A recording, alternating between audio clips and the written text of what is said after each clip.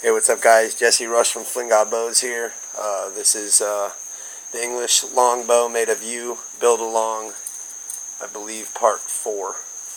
Okay, so let's I've got the stave worked down to where it's all just sapwood and heartwood. And what I'm getting at here, if I can get you into the light, I'm working at nighttime, is I'm drawing a center line, measured of course, down the entire bow I've done to here so far. And the reason that I'm doing that is because I'm getting to the point to where I'm going to start using the shaving horse and bringing the sides down.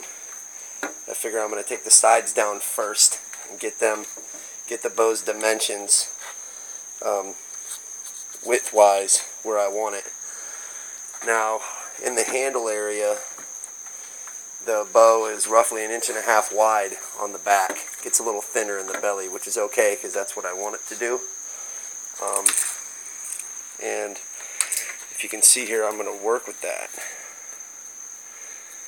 And I'm going to get it, basically I'm going to get the bow to get thinner to the tips, how it's supposed to be on both sides, mark everything out, and then I'm going to basically shave the corners off after I get it bending. Like, I'm going to take a little bit off of this from here up, just a little bit, like maybe 1/4 inch, and then I'm going to try to get it on the tree because I want it to be as high as weight as possible out of this little stave. And then once I get it on the tree, as you can see my hand next to it, it's not a very big stave. I don't have that big of a hand, but it's plenty to do a bow out of. As you can see, that knot that I fixed is fine. So what I'm going to do now is get it down to smaller up here and go from there and shave a little bit off of here. Let me lean it up against something so I could really show you. Let me grab this pencil. From the handle, which is the fades start right here, I'm going to basically, I'm doing this left-handed, but I'm basically going to take,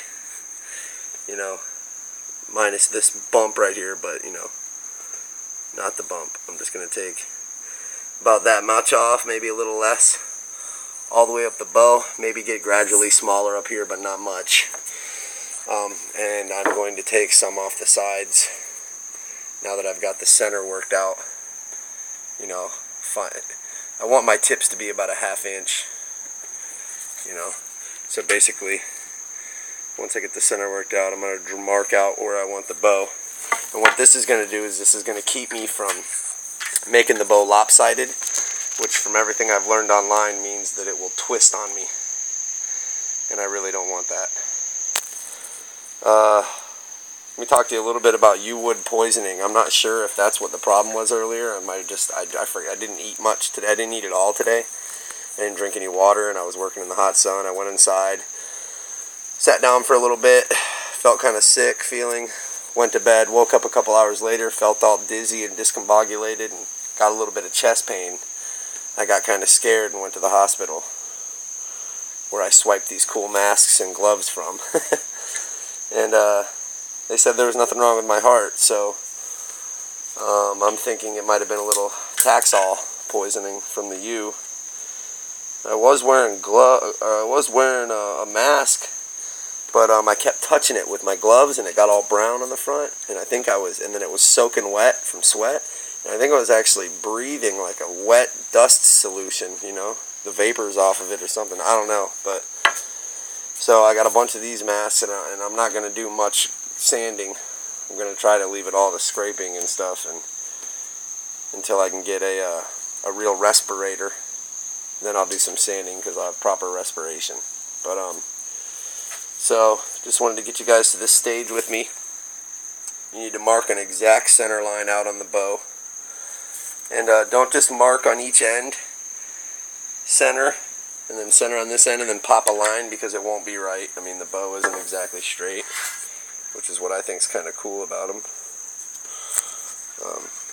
You can see, I mean, they weeble and wobble and twistle. This one has some twist and everything. But so what I would say to do is measure.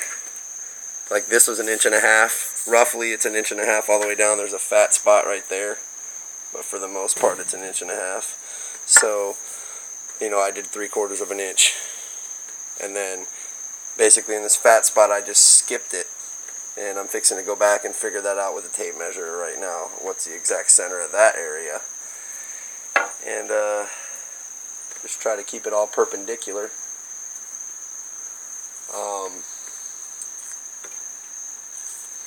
What else? This U that I have here, you can see that the sapwood is kind of twisty. So I'm hoping that it kind of runs at an angle like this. So I'm hoping that doesn't pose as an issue.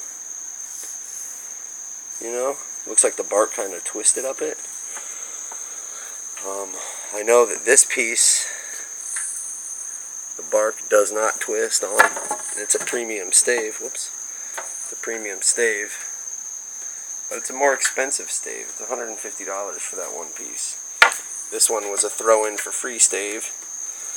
And I'm going to figure out how to make a bow out of this stuff first, before I make the big U-bow. So anyway, that's it for this section. Look for the next section. Jesse Rush from Flinga Bows. Peace.